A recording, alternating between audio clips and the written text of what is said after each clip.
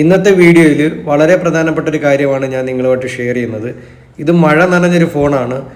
മഴ നനഞ്ഞ ഫോണ് നമ്മൾ ഒരിക്കലും നന്നായിട്ട് ക്ലീൻ ചെയ്യാതെ അല്ലെങ്കിൽ അത് നന്നായിട്ട് ഉണക്കാതെ ഒരിക്കലും ചാർജ് ചെയ്യരുത്. കാരണം മഴ നനഞ്ഞ് ബോർഡിൻ്റെ ഉള്ളിലേക്ക് വെള്ളം ഇറങ്ങിക്കഴിഞ്ഞാൽ നമ്മൾ പുറമേ തുടച്ചാൽ അത് പോവില്ല.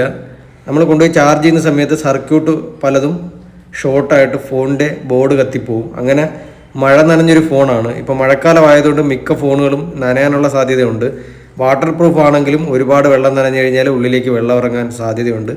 ഇത് പൂർണ്ണമായിട്ടും നനഞ്ഞൊരു ഫോണായിരുന്നു. കസ്റ്റമർ ഇത് വൃത്തിയാക്കാതെ കൊണ്ടുപോയി ചാർജ് ചെയ്തു. അവസാനം ഫോൺ അടിച്ചുപോയി.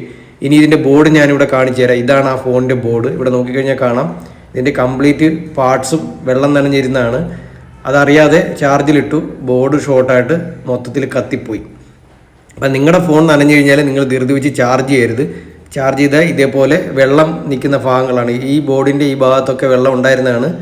അത് ചാർജ് കുത്തിയിട്ടപ്പോൾ ഇതെല്ലാം കൂടെ ഷോർട്ടായിട്ട് കത്തി ഇവിടെ കരിഞ്ഞിരിക്കുന്നത് കാണാൻ കഴിയും. നിങ്ങളുടെ ഫോൺ വെള്ളം നനഞ്ഞു കഴിഞ്ഞാൽ അത് പൂർണ്ണമായിട്ട് ഉണക്കിയതിന് ശേഷം മാത്രമേ നിങ്ങൾ ഫോൺ സ്വിച്ച് ഓൺ ചെയ്യാവുള്ളൂ, അല്ലെങ്കിൽ അത് ചാർജ് ചെയ്യാവുള്ളൂ.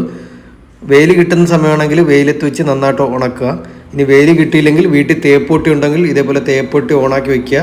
ഒരു ചെറിയ പ്ലാസ്റ്റിക് കുപ്പിയുടെ ബാക്ക് ഭാഗം ഇതേപോലെ കട്ട് ചെയ്തെടുത്ത് അതിലേക്ക് ഫോൺ ഇറക്കി വെച്ചിട്ട് ഒരു 2 മണിക്കൂർ നന്നായിട്ട് തേപ്പൊട്ടി ഹീറ്റാക്കി കഴിഞ്ഞാൽ അത്യാവശ്യം വെള്ളം ഫോണിൽ നിന്ന് ഇറങ്ങുന്നതായിരിക്കും. ഇപ്പോൾ വെയിലില്ലാത്ത സാഹചര്യത്തിൽ ഈ രീതിയിൽ ഫോൺ ഉണക്കി നന്നായിട്ട് ഉണക്കിയതിന് ശേഷം മാത്രമേ ഫോൺ സ്വിച്ച് ഓൺ ആക്കാവുള്ളൂ, അല്ലെങ്കിൽ ചാർജ് ചെയ്യാവുള്ളൂ.